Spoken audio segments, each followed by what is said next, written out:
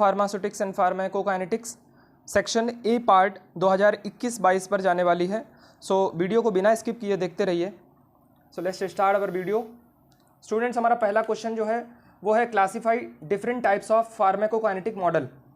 हमें pharmacokinetic models के classification देने हैं, तो देखते हैं। सबसे पहला जो हमारा जो मॉडल है वो हमारा है कंपार्टमेंट मॉडल, और इसी को एम्पेरिकल मॉडल भी बोलते हैं। ठीक है, इसी के जो सब पार्ट है, सब क्लास है, वो है मेमेलरी मॉडल और कैटेनरी मॉडल। नेक्स्ट हमारा है फिजियोलॉजिकल मॉडल। इसी को हम जो है रियलिस्टिक मॉडल मानते हैं, और ये इसके सब पार्ट फिर हैं blood flow rate limited models और हमारा membrane permission rate limited models. Next हमारा है डिस्ट्रीब्यूटेड पैरामीटर मॉडल। इसको भी हम रियलिस्टिक मॉडल मानते हैं, और स्टूडेंट्स इसको जो है अकॉर्डिंग टू वेरिएशन जो है इसको सब पार्ट में डिवाइड किया गया। वो है दो सब पार्ट हैं। पहली है variation in blood flow to organ और variation in drug diffusion, drug का डिफ्यूजन टू ऑर्गन क्या होता है। नेक्स्ट हमारा क्वेश्चन है compare absolute relative bioavailability. Absolute bioavailability बतानी है और हमें बतानी है रिलेटिव बायो अवेलेबिलिटी।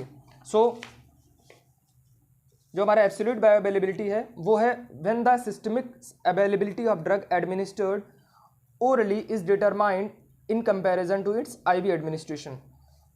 इसको हम समझते हैं कि एब्सोल्यूट बायो अवेलेबिलिटी क्या होती है। देखो, कुछ नहीं है, हम अपने जो बॉडी में जो सिस्टमिक अवेलेबिलिटी हमारी ड्रग की पाई जाती है, यानी कि जो भी ड्रग हम एडमिनिस्टर कर रहे हैं वो हम ओरली एडमिनिस्टर कर रहे हैं और फिर कंपेयर कर रहे हैं आईवी। देखो, कुछ नहीं, केवल इतना है कि कोई भी ड्रग हम किसी एक रूट ऑफ एडमिनिस्ट्रेशन से एंटर कर रहे हैं या एडमिनिस्टर कर रहे हैं, वो हमारी कंपेयर कराई जाएगी दूसरे रूट ऑफ एडमिनिस्ट्रेशन से। ठीक, जैसे ओरल सॉल्यूशन हमें आईवी जो है इन्फ्यूजन में दिया, आईवी इन्फ्यूजन में कंपेयर किया गया। नेक्स्ट हमारा है point rate at which the drug appears in the body. इसका जो यूज़ है वो क्या है कि ड्रग कितनी बॉडी में अपीयर कर रही, कितनी टाइम में अपीयर कर रही ड्रग हमारी बॉडी में, या इसी को हम बायो अवेलेबिलिटी बोलते हैं। ठीक है, नेक्स्ट हमारा पार्ट है relative bio availability. Relative bio availability क्या होता है? ये होता है टू कंपेयर फॉर्मुलेशंस को कंपेयर करना है। हमें रूट ऑफ एडमिनिस्ट्रेशन चेंज नहीं करना है, हमें क्या करना है, फॉर्मुलेशंस को चेंज करना है।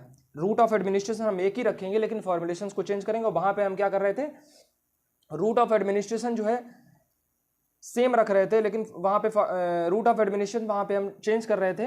देखिए, ओरल से आईवी में जा रहे थे। ठीक है, और यहाँ पे क्या कर रहे हैं, रूट ऑफ एडमिनिस्ट्रेशन हम चेंज कर रहे हैं, सॉरी, रूट ऑफ एडमिनिस्ट्रेशन हम चेंज कर रहे हैं, लेकिन जो फॉर्मुलेशन है वो हम चेंज नहीं कर रहे हैं, वो फॉर्मुलेशन हमारी सेम रहेगी। ठीक है, so tablet versus oral solution, route of administration हमारा सेम है। रिलेटिव बायो अवेलेबिलिटी में अगर कुछ गलती हुई हो वीडियोस में ध्यान से सुनिएगा। रिलेटिव बायो अवेलेबिलिटीज में क्या कर रहे हैं कि जो फॉर्मुलेशन है वो सेम रूट ऑफ एडमिनिस्ट्रेशन की रखे हैं, लेकिन जो फॉर्मुलेशन है वो उसको बदल रहे हैं। ठीक है, ये क्या कर रहा है, determines the effect of formulations on the drug absorption. Drug absorption का क्या, फॉर्मुलेशन का ड्रग कितना ड्रग एब्जॉर्प्शन हो रहा है उसको हम डिटरमाइन करते हैं इसमें।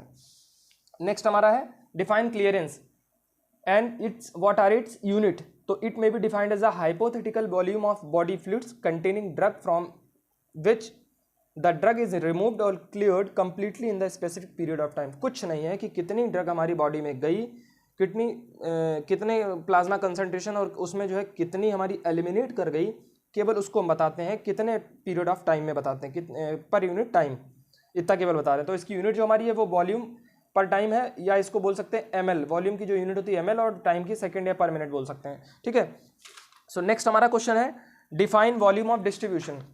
Define volume of distribution. देखो, वॉल्यूम ऑफ डिस्ट्रीब्यूशन जो होता है वो सिर्फ इतना बताता है कि amount of drug in body कितनी है, कि या ऐसे बोल सकते हैं कि it is the relation of amount of drug in body to the plasma concentration of body. ये रिलेशनशिप बताता है, ये रिलेशन बताता है कि अमाउंट कितनी हमारी ड्रग बॉडी में है और उस plasma in compare to plasma concentration. जैसे x is directly proportional to c, और x जब ये डायरेक्टली प्रोपोर्शनल का जो साइन हटेगा वो हमारा इसमें कांस्टेंट आएगा vd, और vd हमारा इसको बोलते हैं वॉल्यूम ऑफ डिस्ट्रीब्यूशन या फिर अपेरेंट वॉल्यूम ऑफ डिस्ट्रीब्यूशन। ठीक है, so vd is equal to x/c। So next हमारा क्वेश्चन है what are the advantage of IV infusion injection. हम आईवी इन्फ्यूजन इंजेक्शंस जो देते हैं, जो इंजेक्शन दिए जाते हैं हमारे नसों में, उनके एडवांटेजेस क्या हैं as compare to other drug या as compare to other route of administration. ठीक है, देखो पहला है थेरापेटिक इफेक्ट सीन रैपिड। जो थेरापेटिकली इफेक्ट है वो हमारा रैपिडली सीन किया, मतलब रैपिडली देखा जाता है। जैसे मान लीजिए कोई भी इमरजेंसी कंडीशन आ गई है, हमें जल्दी चाहिए, थेरापेटिक जो एक्शन है वो हमें जल्दी चाहिए, फास्ट रिलीफ चाहिए, तो हमको क्या करना है, आईवी इन्फ्यूजन को जो है प्रेफर करना है। नेक्स्ट हमारा rapid delivery of drug. Drug की डिलीवरी हमारी रैपिड होती है इसमें। अब मान लो कोई टैबलेट, अब जो कंपेयर करते हैं, देखो कोई हम टैबलेट ओरली लेते हैं और इंजेक्शन हम इन्फ्यूजन से लेते हैं, इंट्रावेनस से लेते हैं, तो दोनों का जो कंपैरिजन किया जाएगा तो टैबलेट हमारी क्या करेगी, वो लेट, अब वो उसका लेट प्रोसेस है। जैसे टैबलेट हमारी खाई हमने और उसके बाद जीआईटी में जाएगी, फिर उसके साथ वो डिजोल्यूट करेगी, इसके साथ डिजोल्यूट करने के बाद एब्जॉर्प्शन करेगी, एब्जॉर्ब होगी जाके, देन हमारी जो है ब्लड में पहुंचेगी, तब हमारे इसके बाद हमारे किसी ऑर्गन को क्योर करेगी जाके। ठीक है, लेकिन जो आईवी इन्फ्यूजन है वो हमारा क्या है, डायरेक्टली आईवी इन्फ्यूजन है, डायरेक्टली हमारा ब्लड में पहुंच जाता है और हमें क्योरिटी दे देते हैं, क्योर हो जाता है। ठीक है, नीड ऑफ एब्जॉर्प्शन, इसमें एब्जॉर्प्शन की नीड नहीं है। जहाँ की ओरल रूट ऑफ एडमिनिस्ट्रेशन के देखें तो वहाँ पे एब्जॉर्प्शन की नीड होती है। नेक्स्ट हमारा सुटेबल फॉर इमरजेंसी कंडीशन। अभी हमने बताया था कि इमरजेंसी कंडीशंस में हम जनरली आईवी को ही प्रीफर करते हैं, आईवी इंट्रावेनस इन्फ्यूजन को ही प्रीफर करते हैं। नेक्स्ट हमारा क्वेश्चन है, enumerate the factors affecting drug absorption.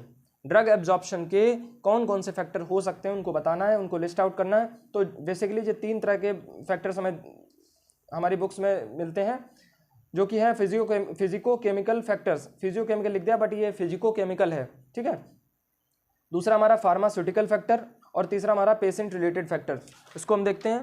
पहला हमारा जो फिजिको केमिकल फैक्टर है वो हमारा फर्दर बहुत सारी क्लासेस में डिवीजन देता है, लेकिन हम अकॉर्डिंग टू 2 मार्क्स जो है हमने इसको 2 पार्ट में ही दिया, 2 पार्ट ही केवल इसके बताए हैं। पहला हमारा ड्रग का सॉल्युबिलिटी और उसका डिसोल्यूशन रेट, और दूसरा हमारा पार्टिकल साइज और साथ में उसका सरफेस एरिया। पार्टिकल साइज अगर कम होगा तो सरफेस एरिया बढ़ेगा, सरफेस एरिया उतना ही बायोबिलिटी हमें देगा। ठीक है, फार्मास्यूटिकल फैक्टर हमारा क्या होता है, डिसइंटीग्रेशन टाइम, कि ड्रग जो हमारी है वो कितनी जल्दी ब्रेक डाउन हो रही है, ड्रग हमारी कितनी जल्दी डिसोल्यूट हो रही है हमारी बॉडी जीआईटी में। ठीक है, और उसकी स्टोरेज कंडीशन क्या, इसके भी बहुत सारे टाइप्स हैं पर हमने 2 ही 3 दिए।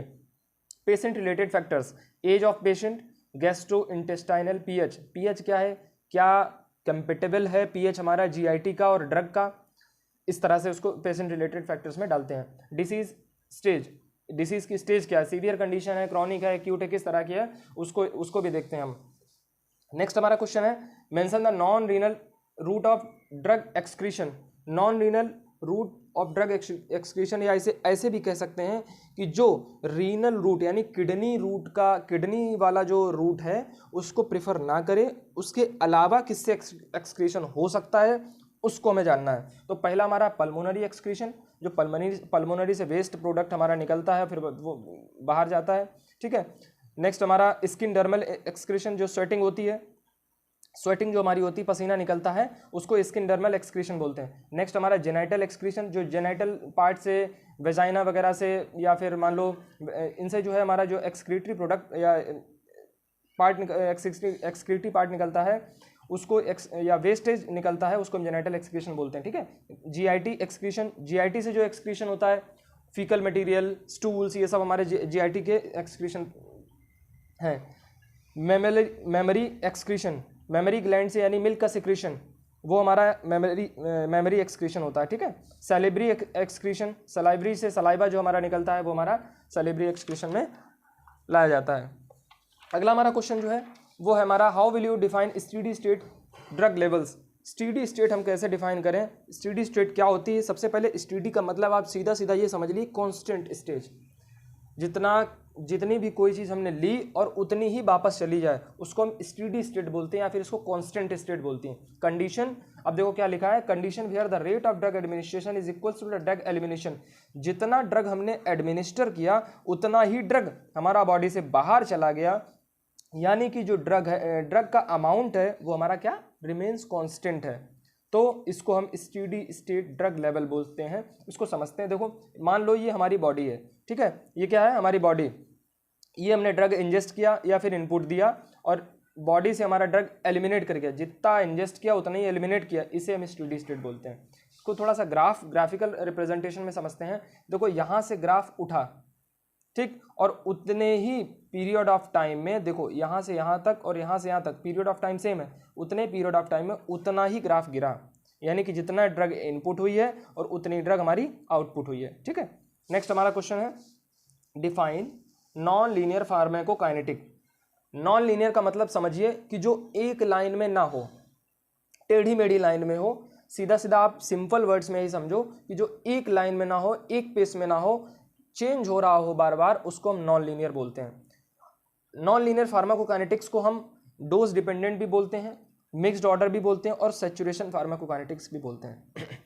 ये हमारा मिक्सचर किसका होता है? First order, zero order, first order, zero order. अब मान लीजिए यहाँ से यहाँ तक ये क्या है, यहाँ से यहाँ तक फर्स्ट ऑर्डर जाएगा और यहाँ पे जो सैचुरेशन पॉइंट है यहाँ पे क्या आ जाएगा? जीरो ऑर्डर आएगा। अब देखो ये एक लाइन में है, यहाँ से यहाँ तक एक लाइन में है, तो इसका मतलब ये लीनियर है, लेकिन यहाँ से यहाँ तक एक लाइन के बाद ये चेंज हो गई, इसे हम नॉन लीनियर बोलते हैं। ये मैकेलिस मेंटन इक्वेशन में हमें डिफाइन किया जाता है।